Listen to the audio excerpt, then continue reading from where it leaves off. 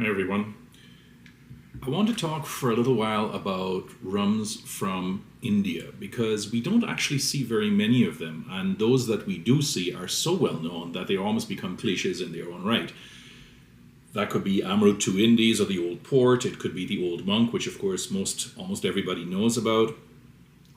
There's several editions of the Old Monk, of course, and then there's one or two others. Radico Khaitan makes a few, McDowell's makes a few. There are a few that are known, but for the most part, we don't know anything about what's going on over in the subcontinent, and that is something that has to change. That's 1 billion people over there, and rum is huge, absolutely huge. The problem with Indian rum, for the most part, is usually that it has always been a cheaply made product for the masses. So we're talking about neutral alcohol, it's got additives, it's got sugars, it's kind of like made to the lowest common denominator. I mean, we're talking about mass selling here, not quality selling. And that's always held it back. Mohan Meakin, when they introduced the Old Monk in the 1950s, they tried to go against that by creating a standardized blend that really had some quality, and then they sold it as an upscale drink in hotels to the army and so on. And that's a model that those few that followed tried to do as well, with varying levels of success. So the problem is that the export market was never really targeted. Again, Mohan Meakin was kind of like a leader there, but their export market was primarily geared towards the diaspora, the Indians who started to explode across the world and to the remnants of the British Empire, or to America or Canada, or where have you. And as a consequence, that's the one that's usually the best known when people talk. It's like Bundaberg in Australia. Everybody knows that in the West, but of course there's so much more going on over there. In recent years, however, that has started to change, and to some extent, Amrut was at the forefront of this because they were the ones who started to create some really quality whiskies that took on the Western world by storm and really created the premium segment of the market for whiskies in India. The same has not yet happened in rum, at least not to that extent. Old Monk always suffered under the problem that they didn't advertise enough, and the old man, the brigadier who ran the show for so long, he was absolutely against advertising of any kind, thinking it was going to be word of mouth. And then they never tried to export really seriously. They never developed serious markets abroad, and again, the reputation just did not help. However, of late, people have started to see the expansion of the premium market and realize that there is money to be made here. And as a consequence, small distilleries are starting up around India. We haven't heard of many of them. Kamikara is one, and there are a couple of others. They're trying to kind of do what the Brits are doing, like Ninefold or J. Gow or the Isla Rum Company, or of course the Australians, some of the Canadians, so on. Small, tightly focused, batch level stuff, pot still all the way, and they're trying to do that. Now, here I've got a few examples of the sort of thing I'm talking about. This, of course, is an Old Monk. This is the Kamikara 12-year-old, which I was quite impressed by. This is the other two from Kamikara, the 3 and the 8-year-old. And this is a new one that isn't yet quite on the market, called the Makazai Gold Rum, which my very good friend Nikhil, who blogs under the moniker of the Whiskey Flu, good name, he brought it over for me, and I haven't tasted it yet. But this is the sort of thing I'm talking about. Hand in hand with that is this peculiar little fellow. And this is a Canadian take by 3 entrepreneurs of Indian descent of a moonshine from southern Indian state of Kerala. And it's called the Mandakini Malabari Vatte. So the Mandakini is just like a really common name over there. It assures instant recognition. Malabari, of course, means that it's from Malabar, and Vatte is a local word, kind of sort of meaning alcohol, but also like water, like whiskey kind of thing. It's that kind of word. And the thing is, it's not actually made in India, even though the inspiration comes from Kerala in the south of India. It is, in point of fact, made in Canada by an Ontario distillery called Last Straw. But they're acting as contractors to 3 guys who in 2021 decided that they wanted to recreate the moonshine of their youth. again, you notice the Mohan Meakin kind of old monk thing where they target the diaspora. If you were to ask any three people, in Calgary or in Ontario, or wherever, like, what is this? They'd never be able to answer you because it's so identified with one part of India.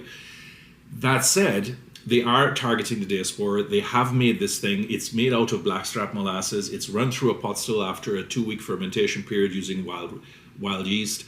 They call it an unaged cane spirit, but it's not really a cane spirit. It is out of molasses. It's not made from cane juice, which is fine. I mean, I just wanted to make that point clear.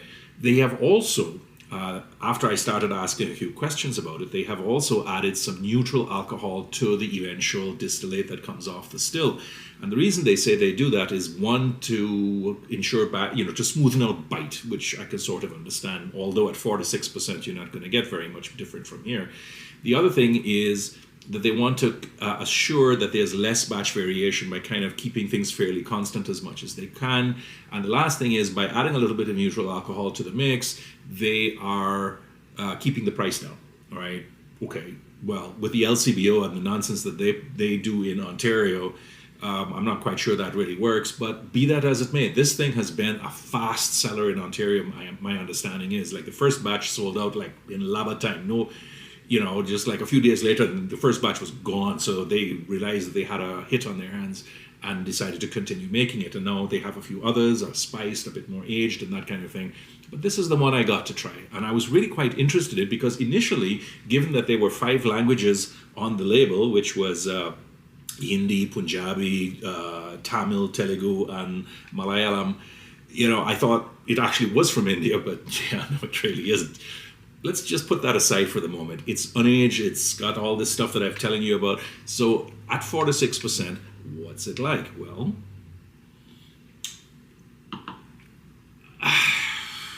I can't say that it's really the bee's knees. I would be lying if I said that.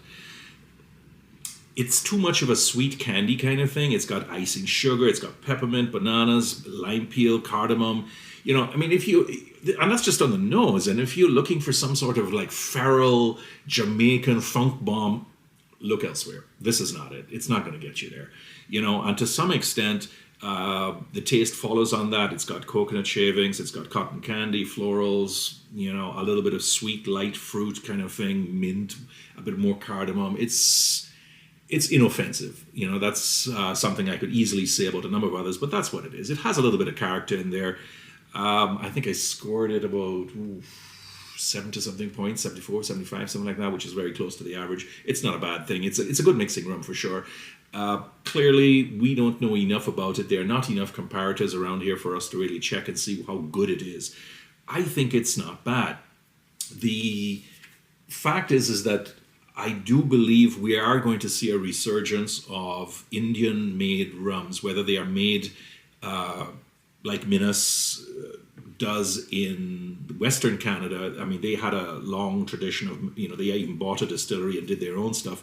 And here we've got a crew that is contracting it out. But within India itself, I think we're going to see more. And I'm really trying to find more samples to be able to talk more knowledgeably about it, because I think it's kind of like an undiscovered country. And if they were to stop, or at least move away gently from the easy rums that they make for the masses, which is a mostly moonshine. I mean, they tried to stamp this out for centuries, apparently, without any success, which gives you an idea of how popular it is there.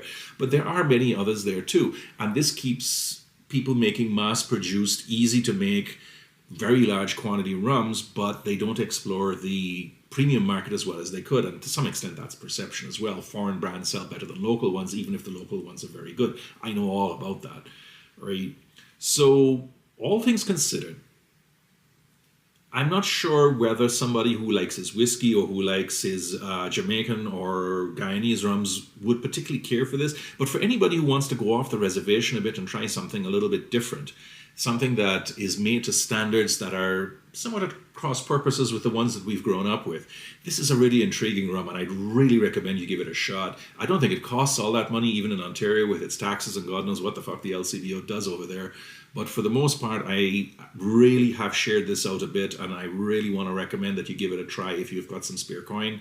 If for no other reason than to see what's coming from people of Indian descent who are trying to create an industry in foreign lands, or even what we see, what may come eventually out of India itself if they start to get into the festival circuit. So that's it for today, and it's a bit long because I wanted to talk to you about Indian and Indian rums itself, but I hope you enjoy this, and if you do get a buy, just let me know what you think about it. I really would be interested in what other people's opinions here is. So that's about it, and take care of yourselves and happy drinking.